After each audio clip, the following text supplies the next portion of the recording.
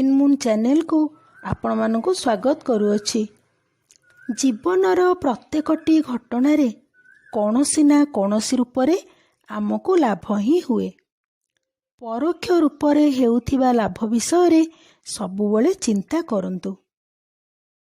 सांग माने अतीतरे होइथिबा भूल पाई पश्चाताप करंतुनी एवं भविष्यतर चिंता भी करंतुनी। वर्तमान को सफल करने पाई पूरा ध्यान दियंतु। आजिर दिनटी आपणक हाथ रे अछि। आज आपण जेउ रचनात्मक कार्य करिवे ताहा कालीर भूल को लिभाई देब एवं भविष्यतर निश्चय लाभ हेब। आपण निजर जीवन अन्य सह केबे हेले तुलना करी चिंतित हुअन्तु नाही, काहेकि ना आपण हेउछंती एही समग्र विश्वर एकमात्र अनोखा एवं विशिष्ट व्यक्ति। एही विश्वरे आपणक परी अन्य केही नाही। सबुबले मने रखिबे कि आपणक निंदा करिवा वाला आपणकर परम मित्र अटे, जिए कि आपणक ठारू बिना मूल्य रे एक मनोचिकित्सक परी आपणक भूल गुड़िकु एवं आपणक कर्म गुड़िकु आपण कौन सब कर्म करुछंती एवं की कमी रही जाउछि से कर्म रे से आड़कू आपणक ध्यान आकर्षण करुछि। फलरे आपण निजकू सजाड़ी पारुछंती। आपणको दुख देइथिबा व्यक्ति को क्षमा करि दियंतु एवं ताको भूली जांतु। जेउ परिस्थिति को आपण केबे हेले बदलाई पारिबे नाही, एहा विषय रे चिंता करी आदौ दुखी हुअन्तु नाही। सबुबले मन रखंतु समय ठारू बड़ औषध किछि भी नाही। सबुठारू बड़ कथा हेउछि आम मानकर आत्मविश्वास। आमे निजकू जेते दृढ़ करि परिबा सेते आगको बढ़ी परिबा। मु आपण मानकू सुंदर कहानीटिए कहूछि, मन देई सुनंतु। जस्ट गोटे मिनिट्र कहानी, प्लीज टिके सुनंतु। थरे दले बेंग जंगल रास्ता दे जाउथिबा समय रे दुईटी बेंग गोटिए खालुआ गातरे पड़गले।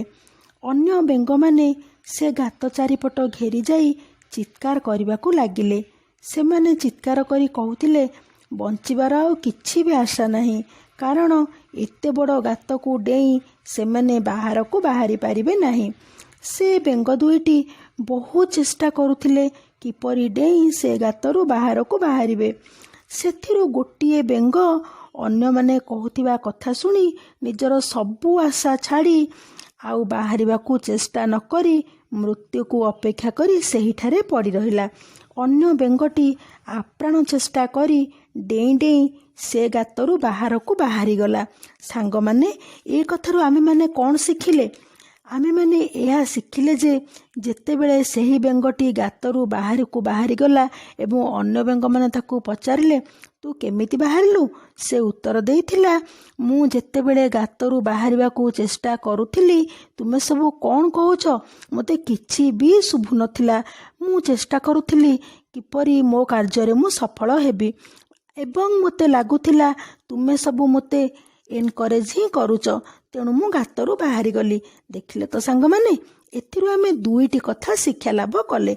गोटिए हेला जदि दृढ़ आत्मविश्वास अछि सबु असंभव भी संभव।